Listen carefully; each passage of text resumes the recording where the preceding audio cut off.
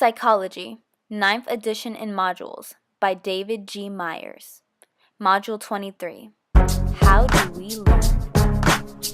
There are many distinct ways that we learn about the world around us. One of these ways is by association. Associative learning is how you learn from certain events that occur together. For example, when you hear the school bell, you automatically start to pack up and walk to your next class, because you're associating the school bell with the class period ending.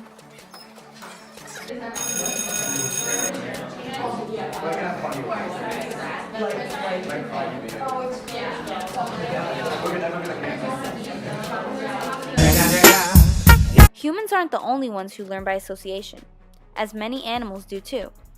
The process by which humans as well as animals learn these associations is called conditioning.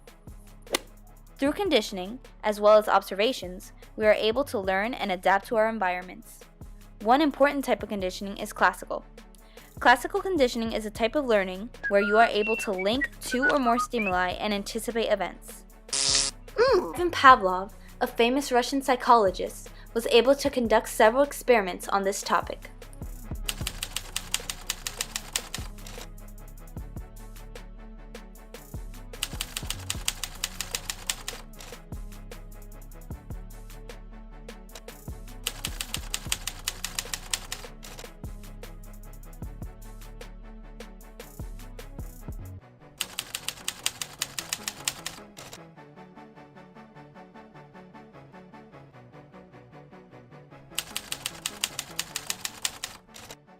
By chance, Pavlov happened to make an observation that sparked his curiosity. He noticed that whenever a dog had food in its mouth, it would begin to salivate, but it didn't stop there. At the smell of food or the sight of it, and even the sight of the person who usually delivers it, would make the dog salivate. He realized that this reaction, however simple, was an important form of learning. To further test his theory, he isolated the dog and attached a device to it that would measure its saliva. Presenting food was then paired with other neural events not associated with food, such as a tone,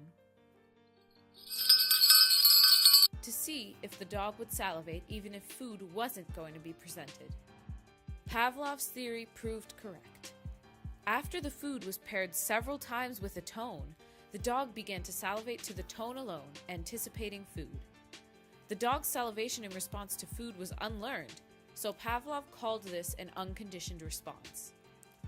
Food triggers the dog's salivary reflex, so it acts as an unconditioned stimulus. Salivation at the sound of the tone, however, was a result of the dog learning to associate the tone with the food, so this would be considered the conditioned response. The tone would now be considered the conditioned or learned stimulus. From this experiment, Pavlov decided to test a few more theories about conditioning. For example, one follow-up experiment was to see if anything would happen if the tone was sounded after the food was presented to the dog. The short answer is no, nothing would happen. Classical conditioning is biologically adaptive and meant to warn animals if good or bad things are going to happen. If the stimulus occurs after the event, it's very unlikely that something would happen. Through something called higher order conditioning, however, a separate stimulus can become the conditioned stimulus. For example, if a light also turned on whenever the tone signaling food for the dog was sounded, there's a high chance that turning on the light by itself would also trigger salivation. In other cases, if the stimulus occurs repeatedly without the desired outcome, so the tone being sounded even though the dog won't get food, the conditioned response will begin to go extinct, or occur less and less. Some dogs also seem to respond to tones that sounded similar to the original one used in the preliminary conditioning. That's known as generalization. Pavlov's work is so important today, not because he found that old dogs can learn new tricks, but because of its finding that many other responses to many other stimuli can be classically conditioned in many other organisms.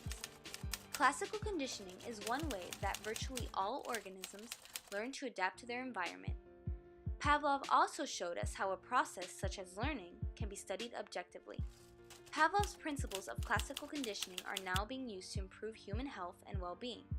For example, drug counselors advise patients to avoid people and settings that may trigger a craving. This is because when former drug users are in the drug-using context, they often feel these cravings. Watson's idea that human emotions and behaviors are mainly a bundle of conditioned responses is also applied today. In the Little Albert experiment, 11-month-old Albert feared loud noises, but not white rats. However, as little Albert reached to touch a white rat, Watson and Rosalie Rayner struck a hammer against a steel bar just behind his head. After repeating this for several times, Albert burst into tears at the mere sight of the rat because he associated the rat with the loud noise. While this may be ethically wrong by today's standards, the findings from this experiment are applied today in things like campaigns and have been a basis of many other experiments conducted on classical conditioning.